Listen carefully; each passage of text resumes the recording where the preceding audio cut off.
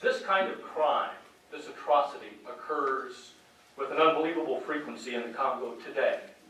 This is a fictional passage, but it's based on very real news accounts that have been reported time and time again.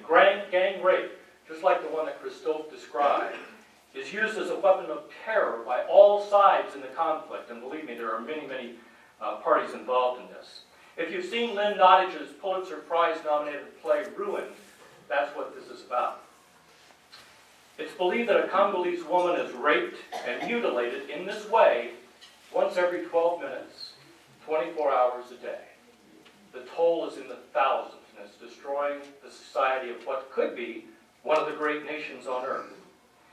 Now, as I'm speaking about these atrocities, as I tour with Heart of Diamonds, and I've spoken in many colleges and bookstores and libraries, and thank those of you who have hosted me in Westchester, I'm often asked why we don't hear more about this. Does the media ignore the story? I have to say no, they don't. In fact, in the last few months, you've seen many stories about it in the Times and elsewhere. But basically, it's a story that's gone on for 15 years, and it really hasn't changed much. It's one of the great tragedies being played on the world stage that basically we sit by and watch. And it's not that Americans don't care about these things. It's just that we're inundated with headlines about oppressors and their rebels, about the floggings in Afghanistan and the open sore that's the Israeli-Palestinian relationship. We hear this time after time after time, and plus, this story is happening in Congo, which is one of the 53 nations that Americans assume are all alike in Africa. Isn't this the way they all live? And of course, that's not true. Let me give you 3 good reasons, because one of the other questions I'm asked often is, why should we care about what's going on here? As I was writing Heart of Diamonds, I did learn quite a lot about the Congo, and in my activities since then have learned even more. For one thing, let me give you 3 good reasons why you should care about the Congo. If you're concerned about global warming, the Congo possesses the 2nd largest tropical rainforest on Earth. 350 million acres of air-scrubbing trees, second only to the Amazon basin. One of the great assets that the world has to fight global warming. But of course, it's disappearing at the rate of about 3 million acres a year. About 1% a year is being logged and turned into pulp and timber through illegal mining operations that would be prevented if the Congo were a stable society. And what's more, for those of us that believe the world needs a clean source of energy, the Congo has enough hydroelectric potential to provide electricity for the entire continent of Africa, as well as most of southern Europe.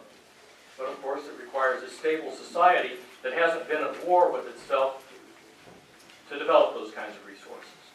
Secondly, if the health of the world's economy is of any concern to you, and who these days is not concerned about the economy in some way or another, you should hope that somehow the Congo one day achieves its potential.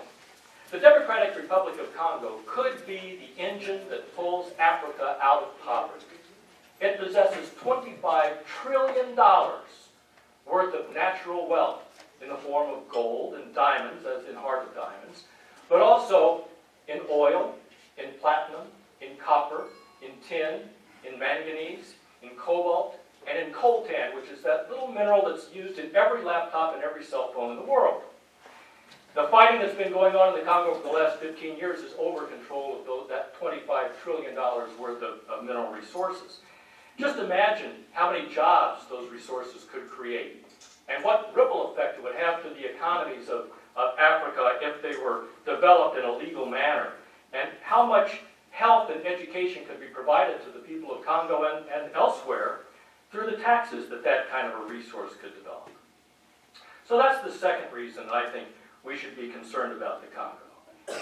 The third reason is we should care about the people of the Congo because, quite frankly, we're at least partly to blame for what's happening to them today. And that's one of the themes of Heart of Diamonds, by the way.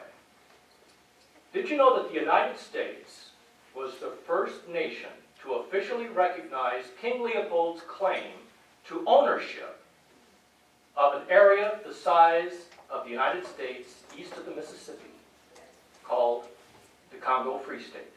In 1885, we stepped up to the plate and said, King Leopold is yours. And we all know about the horrors that happened after that. And then Congo had a very brief period of about a year and a half when it did have a democratic government in 1960 when it was declared independent. But we were the people who put Mobutu Sese Seko into office. The United States decided that he was going to help us win the Cold War, so we put him into office where for 32 years he raped and pillaged his own people. And we supported him during that entire time.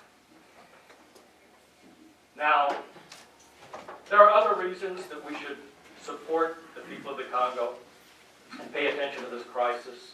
You know, we were the people that armed and backed Rwanda and Uganda when they invaded Congo to start this war in 1998. That was, in essence, a large part of their support. America's hands are dirty in this war.